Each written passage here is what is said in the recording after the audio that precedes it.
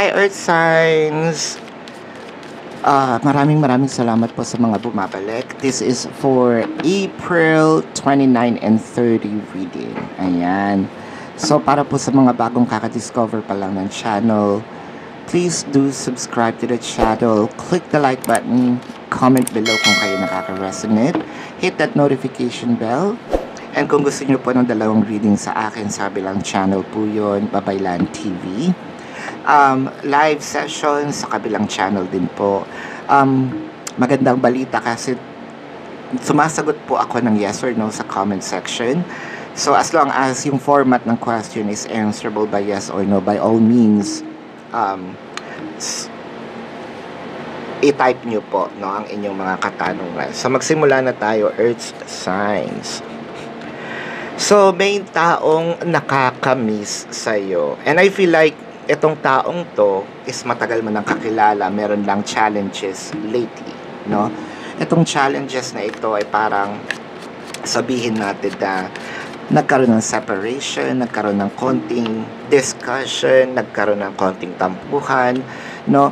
Pero hindi maikakaila na yung panahon na pinagsamahan ninyo is hindi biro. Ngayon, I think na merong realization, merong enlightenment dito na yung tao gustong bumalik and to offer, let's say, a different kind of commitment, much deeper, no? Yung mas seryosong relasyon. Doon sa mga may separations, no? Literally, yung talaga nag-away, nag-break, kumbaga, miss na miss ka na ng tao. Dun sa mga couples na siguro umalis, itong taong to, pwede ba siyang bumalik? Actually, yun yung kanyang tanong. With the Ace of Wands, the Nine of Swords, the Fool card. So this is not just about libog, no? Meron kasing passion dito. And parang siguro, ito yung realization for a few numbers of you na handa na ako magkapamilya, handa na akong bumuo ng pamilya. Dati siguro hindi ko gusto, no? Meron ditong part na, ba't ako nabubulol? Meron din ditong part na siguro isip bata siya, ngayon meron na ngang enlightenment, tulad ng sinabi ko na nag-grow ako. So na-realize ko na you changed me, binago mo yung buhay ko, binago mo yung pagkatao ko in a different way.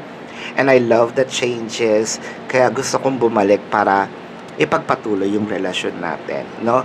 Yung iba naman sa inyo probably may age gap, no? Ang age gap dito, it could be May, December love affair. It may not be. Pero ang nakikita ko nga dito, simula nung nagkaroon ng separation, para akong ngayong mas lalong na-obsessed, no? Sa'yo, mas lalo akong parang lagi kitang naiisip. Ano ba ito na tuwing gabi, hindi ko mawari bakit gusto ko nga minsan matulog, pero yung your memories haunts me, no? With the Judgment, the World card, the Queen of Pentacles. So ready na siya to put this connection into another level of commitment. Ready na siya to invest, no? Sa'yo, with the World card, para ibahin ang course or takbo ng relasyon.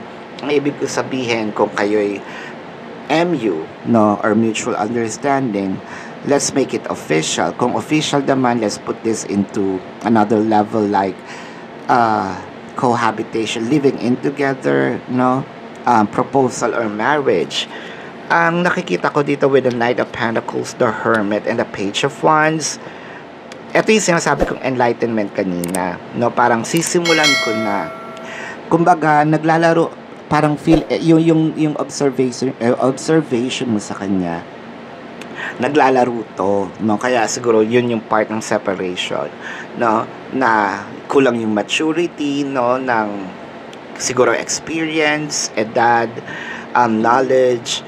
Pero katulad ng sinabi ko nga, meron kang influence sa kanya na sobrang ganda, na siya lang ang nakapagpabago, no, ng pananaw ng buhay ko. This Earth sign changed me in a different level, changed me to become a better person. King of Cups, the Ace of Cups, the Page of Pentacles. Ayan. So, nakikita ko dito na, kumbaga dati, if ever man na nangunkuripot ito, no, ngayon mag-start na siya talaga mag-invest. So, we will going to take this literally and figuratively. I mean, figuratively and metaphorically. Ang Page of Pentacles, no, pwedeng, sige, mag-i-invest na ako. Kung dati nangungupit siya, ngayon hindi na. Actually, mag-i-invest nga siya na parang sa kanya manggagaling yung why not magkaroon tayo ng savings account, no? Where's the Ace of Cups in here na parang overflowing yung love na naramdaman niya since nagkaroon ng separation. So, sometimes, no, yung separations becomes really a blessings in disguise. So, ito yon. So, parang, talaga ba, kung kailan wala na ako, well, ganun naman talaga. Kung kailan wala na, doon mo marirealize yung importansya, no, ng tao, or how important the person is. The Wheel of Fortune, the Six of Wands, and the Page of Swords. So, ready ka na ba? Kasi sobrang seryoso nito. And I think that this person is really willing to spend a lot. It could be monetary-wise. Abundance is here, Wheel of Fortune. No? Kumbaga, hindi na ito manggagaling sa'yo. Siya na mismo ang magkukusa. It's actually a good news. I can see her signing off a contract, diba? Na parang, we're going to seal this relationship. So, papunta na nga ba ito sa kasal dahil sa haba ng pinagsamahan natin? No? Dahil nga ba meron na tayong kid or kids, no? Or dahil buntis na, or willing na ako talaga magkapamilya. So, this is the kind of relationship na becoming really serious kasi we're talking about future. We're talking about building a family. We're talking about living in together. No? Hindi lang ito yung relasyon na palipas oras. Kasi merong mga taong ganun, di ba? Yung palipas oras na sige, makikiride lang ako kasi may crush naman siya sa akin. O sige, makikiride ako kasi may gusto siya. So, okay, sige tayo. No, hindi. Dito meron talagang banter of relationship. No, banter of emotions, rather. So, tingnan natin ang zodiac signs, no, ng inyong taong mahal. Of course, I am seeing Leo, Sagittarius, Taurus, Virgo actually is here. So, Aries, water placement, so Cancer, Scorpio, Pisces. So, ito ang iyong reading for now. Earth signs.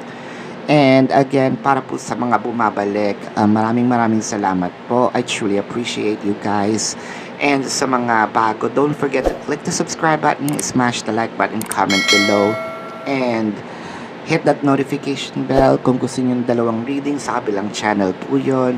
Love and light. Namaste. See you po sa susunod na reading. Goodbye.